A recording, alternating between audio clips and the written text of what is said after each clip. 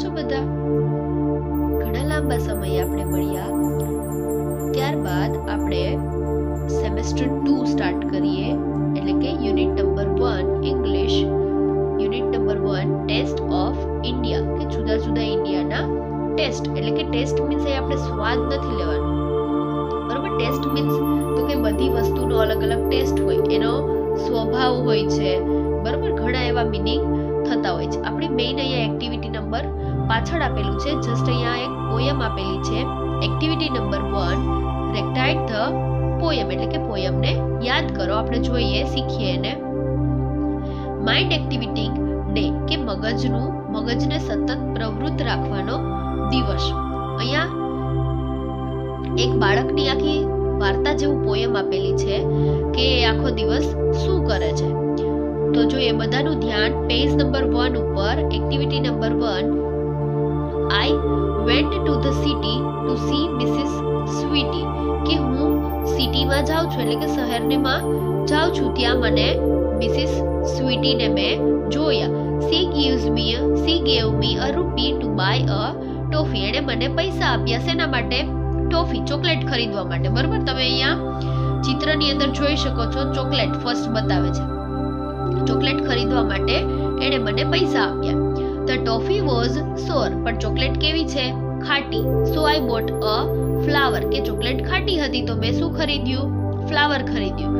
The flower was dead, એટલે કે flower કેવું હતું? કરમાઈ ગયેલું, મુરઝાઈ ગયેલું ફ્લાવર હતું. સો આઈ બોટ સમ થ્રેડ, તો મેં શું ખરીદ્યું? દોરો ખરીદ્યો, બરોબર? ચોકલેટ ખાટી હતી. આઈ બોટ અ ફ્લાવર, એટલા માટે એણે ફ્લાવર ખરીદ્યું. ફ્લાવર કેવું નીકળ્યું? મુરઝાઈ ગયેલું, તો એણે શું ખરીદ્યું? દોરો, બરોબર? ધ થ્રેડ વોઝ થિન, દોરો કેવો છે? સાવ પાતળો, તો એણે શું ખરીદ્યું? સો આઈ બોટ અ પિન. જો એક એક વસ્તુ યાદ રાખવાની છે.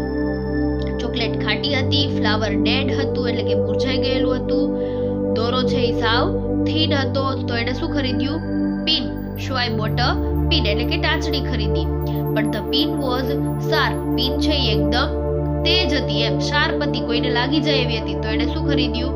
હાર્પ.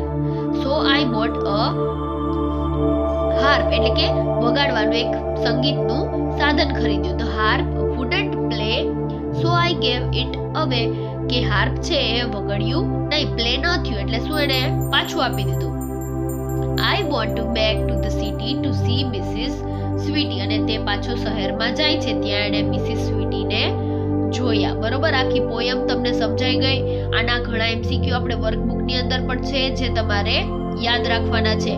આખી એક એક વસ્તુ, ચોકલેટ, ફ્લાવર, પછી દોરો, પિન, હાર્પ, અને પાછું હાર્પ છે પાછું આપી દે છે. ક્લિયર બધાને? ત્યારબાદ પેજ નંબર 2 ઉપર એક્ટિવિટી 2 આપેલી છે, જે જસ્ટ તમારે સમજવા માટેની છે, જે હું અહીંયા વાંચું છું. તમારે બધાનું ધ્યાન એમાં રાખવાનું છે. Activity number 2, scene number 1, Renuben, I am making curry but I don't have curd, will you please give me some curd, કે જો અહીંયા તમને બે લેડીઝ દેખાય છે, બરોબર? રેનુબેન અને શાંતાબેન. આ શાંતાબેન છે એમ કહે છે કે રેનુબેન, મારે કઢી બનાવી છે પણ મારી પાસે દહીં નથી, શું તમે મને થોડું દહીં આપશો?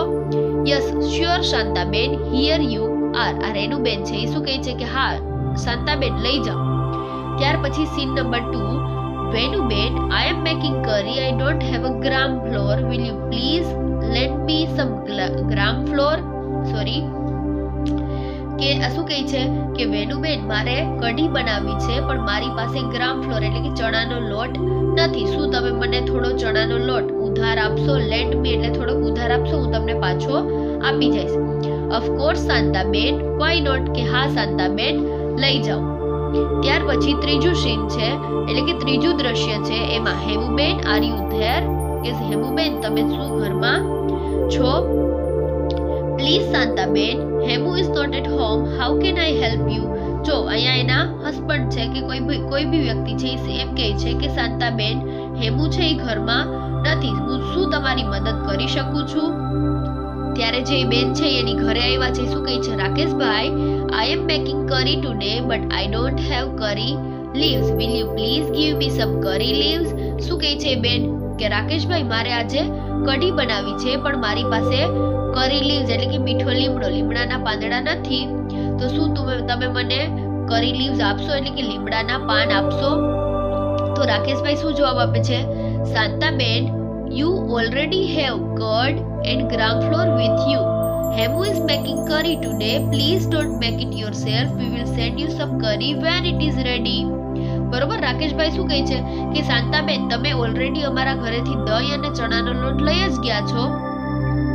હેમુ છે આજે કરી બનાવવાની જ છે, તમે જાતે કઢી ના બનાવતા, અમે કઢી બની જશે એટલે તમને દઈ જશું. બરોબર, આ એક આખી સ્ટોરી હતી કે જે અહીંયા પાછી રીડ અને ઇનેક્ટ કરવાની છે એટલે કે તમારે દર્શાવવાની છે. આ જસ્ટ તમને જાણવા માટે આપેલા છે ડાયલોગ અહીંયા. પછી એના જેવો જ બીજો ડાયલોગ છે રૂપેશ અને મિસ્ટર પરીખ વચ્ચેનો. Rupesh says, good evening sir. Good evening mister Parikh. Oh Rupesh, good evening, what's matter? કે શું વાત છે? મિસ્ટર પરીખના ઘરે જાય છે Rupesh. Rupesh says, sir will you please give me some tea leaves? શું તમે મને થોડુંક ચાની પત્તી એટલે કે આપણે શું કહીએ આપણી ભાષામાં? તો આપણી ભાષામાં આપણે કહીએ ને કે ટી લીવ્સ એટલે કે ચા પત્તી, ભૂકી આપણે જેને કહીએ. Mister Parikh, of course here they are, કે હા લઈ જા. Rupesh says, thank you sir, આભાર માને છે. પછી એવી રીતે બીજા સીનની અંદર એની પાસેથી દૂધ માંગે છે પણ એની પાસે દૂધ ઓછું એટલે શું એ અડધો કપ દૂધ આપે છે. ત્યાર પછી એ સુગર લેવા જાય છે અને ચોથા સીનની અંદર ઇલાયચી માંગે છે. એટલે આખું આ એક એક વસ્તુ કરીને લેવા જાય છે ત્યારે એ પેલી જેવી એક્ટિવિટીને ફોલો કરે છે. બરોબર, તો આ એક્ટિવિટી હતી એક્ટિવિટી નંબર 2 જે જસ્ટ તમારે શીખવા માટેની હતી. આ આપણે જે ક્વેશ્ચન આન્સરમાં કે ક્યાંય પૂછાવાની નથી. ત્યારબાદ આપણી મેઇન જે એક્ટિવિટી છે એક્ટિવિટી નંબર 4 પેજ નંબર 6 ઉપર આપેલી છે. બધાનું ધ્યાન એમાં આપણું ફોકસ આ એક્ટિવિટી જ હોવી જોઈએ, એક્ટિવિટી નંબર 1 અને 4. બરોબર, તો activity number 4 taste the waste એટલે કે વેસ્ટ મીન્સ હાવ બગડેલું નહીં, વેસ્ટ એટલે નકામી વસ્તુનો સ્વાદ. નકામી મીન્સ આપણે જે એક્સ્ટ્રા વેજીટેબલ્સ જે ન જોતું હોય એ ઉપયોગ કરીને એનો ટેસ્ટ કેવો છે એ. તો આપણે જોઈએ the Maharaja of Travancore ordered a huge dinner, કે ત્રવણકોરના મહારાજાએ એક ખૂબ જ ભવ્ય ડિનર જમણવારનું આયોજન કરેલું હતું. That was for many important guest, કે એ ખૂબ જ મહત્વના જેના મહેમાનો આવવાના હતા એના માટે હતું. So the Maharaja personally came to the kitchen, તો તેથી મહારાજા છે એ પર્સનલી પોતાની જાતે કિચનની અંદર જઈ અને જુએ છે કે શું તૈયારી છે. He wanted best dishes for the guest, અને એ એવું ઈચ્છતા હતા કે મહેમાનને ખૂબ જ સારામાં સારું ભોજન મળવું જોઈએ. The cook was busy with his work when the Maharaja came, કે જ્યારે મહારાજા છે એ રસોઈની અંદર કિચનની અંદર આવે છે ત્યારે રસોઈયો છે એ પોતાના કામની અંદર વ્યસ્ત હોય છે. Cook, welcome my lord, I am happy to C you hear, કે કુક શું કહે છે કે વેલકમ મી લોર્ડ, કે તમે અહીંયા આવ્યા એનો મને ખૂબ જ આનંદ થયો, એમ તમને હું અહીંયા જોઈને ખૂબ જ ખુશ થયો. King says, your dishes smell very good, કે તમે જે ડિશ બનાવી છે, તમે જે રસોઈ બનાવી છે એમાંથી ખૂબ જ સરસ મજાની સ્મેલ આવે છે. Cook says, thank you your majesty, કે તમારો આભાર. King pointing to the scrap in the basket, what is there in the basket, કે રાજા છે એ કચરા ટોપલીની અંદર બાસ્કેટની અંદર ઈશારો કરીને શું કહે છે કે આ બાસ્કેટની અંદર શું છે. Cook says that is vegetable waste, your majesty, I will throw it away, કે કુક શું જવાબ આપે છે કે એ શાકભાજીનું વધારાનું શાકભાજી છે, વેસ્ટ છે, હમણાં હું એને ફેંકી આવીશ. King says, no, you cannot waste all the vegetables. રાજા શું કહે છે કે ના, તું એ શાકભાજીને વેસ્ટ બગાડી શકે નહીં. Find a way to use them, અને એનો રસ્તો ગોત કે તારે એને કઈ રીતે ઉપયોગમાં લેવાનું છે. Cook says, surely I will, કે હા હું કરીશ. જો હવે રાજા છે અને ઓલો કુક છે કઈ બોલી શકે નહીં, એ વધારાનું શાકભાજી હતું એનો ઉપયોગ કરવાનો કીધો તો કુકે હા પાડી દીધી. હવે કુક છે એ વિચારે છે. Then the king left in the kitchen. The cook was worried. કે ત્યાર પછી કુક છે એ ચિંતામાં પડી જાય છે કે રાજા તો કિચનમાંથી બહાર વયા જાય છે, પરંતુ કુક છે એ ચિંતામાં પડી જાય છે. He started at the scrap and started thinking. કે એ છે જે ઓલા પેલા શાકભાજી વૈધા હતા એ બધાને લઈ લે છે અને વિચારવાનું ચાલુ કરી દે છે કે હવે આને શું બનાવવું એમ. He had an idea. અને ત્યાર પછી ઘણું વિચાર્યા પછી એને એક વિચાર આવે છે. He first washed the vegetable. કે સૌપ્રથમ તો એને બધા શાકભાજીને સરસ રીતે ધોઈ નાખ્યા. Then he cut the vegetable into long strip. ત્યાર પછી એને શાકભાજીને લાંબા લાંબા કટકાની અંદર કાપવાની શરૂઆત કરી. He put them in a big pot. અને ત્યાર પછી બધા શાકભાજીને એક મોટા ઘડાની અંદર નાખે છે. He started to cook it. અને એને બનાવ્યા એમ, મીન્સ કે એને બાફી લીધા. He ground some fresh coconut, green chilies and garlic together. કે ત્યાર પછી એને સરસ મજાનું એક તાજું નાળિયેર, લીલા મરચા અને લસણને ગ્રાઉન્ડ એટલે કે એને પીસ્યા એમ, મિક્સ કર્યું. He added this paste into the vegetable. અને એની જે પેસ્ટ બનાવી, ગાર્લિક આપણે લસણની ચટણી જેવી બનાવી અને એને શાકભાજીની અંદર મિક્સ કરી. He then added salt too. અને ત્યાર પછી એણે એમાં મીઠું નાખ્યું. He added some whipped curd to the curry. અને એણે દહીંને મિક્સ કરી અને કઢી જેવું બનાવ્યું. He also poured a few spoonful of coconut oil. અને એણે તેની અંદર થોડું નાળિયેરનું તેલ મિક્સ કર્યું. He then decorated the dish with curry leaves. અને લીમડાના પાંદડાથી એણે ડીશને ડેકોરેટ કરી. The dish was ready. He served the dish to the guest. Everyone liked it very much.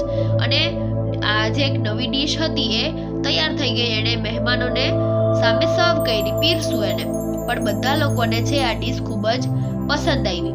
The guest, what is the name of the dish? તો મહેમાનોએ પૂછ્યું કે આ ડીશનું નામ શું છે? The cook was confused. કે કુક છે એ તો ચિંતામાં પડી જાય છે કે આ ડીશનું તો કોઈ નામ જ નથી, મેં તો વેજીટેબલ વેસ્ટ વધ્યું હતું એ ભેગું કરીને બનાવ્યું છે, આનું કોઈ નામ છે નહીં. Cook says the name of the dish is અવિઅલ, એટલે કે અવેલ એમ, કે એ પોતાની જાતે આ ડીશનું નામ બનાવી લે છે. શું નામ છે આનું? Avail. Avail become famous all over Kerala. કે અવેલ છે એ આખા ઓલામાં કેરેલામાં ફેમસ થઈ જાય છે, પ્રખ્યાત થઈ જાય છે. And just imagine it all came from a basket of waste. કે બધા વિચારતા રહી જાય છે કે આ શેમાંથી બન્યું હતું? ખાલી એક શાકભાજીના વધેલા શાકભાજીમાંથી બનેલું હતું. Do you know who the cook was? શું તમે જાણો છો કે આ કુક કોણ હતો? રસોઈ બનાવવાવાળું કોણ હતું? It was Bhima. આ કોણ હતું? ભીમ હતો, બરોબર. વન ઓફ ધ પાંડવાસ, કે પાંડવા 5 પાંડવ છે એમાંનો ભીમ હતો. And the king was Virat. કે રાજા કોણ હતો? તો કે રાજા વિરાટ હતો. Pandavas were hiding in his kingdom. Avial is also popular in Tamil Nadu. કે અવેલ છે એ ફેમસ કેરેલાની અંદર થઈ હતી, પણ પોપ્યુલર ક્યાં છે? તો કે ઓલ ઓવર તમિલનાડુની અંદર અવેલ ફેમસ છે. અને પાંડવા છે એ સમયે પાંડવો છે એ આ વિરાટ નામના રાજાના રાજ્યની અંદર છુપાયેલા હતા, ત્યારની આ બનેલી ઘટના આવેલી છે, બરોબર. આપણી આ મેઇન એક્ટિવિટી હતી.